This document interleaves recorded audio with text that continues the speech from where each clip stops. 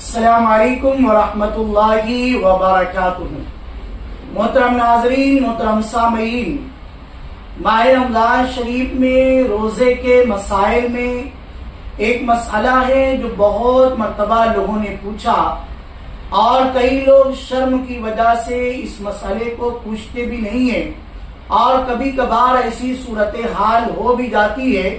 तो ऐसी हालतों में रोजे का क्या हुक्म है, पहले आप सवाल को समझ लें कि औरत का बोसा लेने से रोजा टूटता है या नहीं। आइए इसका जवाब सुनते हैं और इससे मुतालिक जो मसला है वो भी समझते हैं। लेकिन आप हमारे चैनल पर नए हैं तो चैनल को सब्सक्राइब जरूर करें, वीडियो को लाइक करें, शेयर करें, कमेंट में आप क्या मसला जानना चाहते हैं वो लिखकर जरूर बजरूर भेजें और दूसरों तक ये क्लिप सुने। आइए जवाब सुनते हैं। औरत का बोसा लिया या छुआ या उसे गले लगाया और इंजाल हो गया तो रोजा जाता रहा वरना नहीं। और औरत ने मर्द को छुआ और मर्द को इंजाल हो गया तो रोजा ना गया।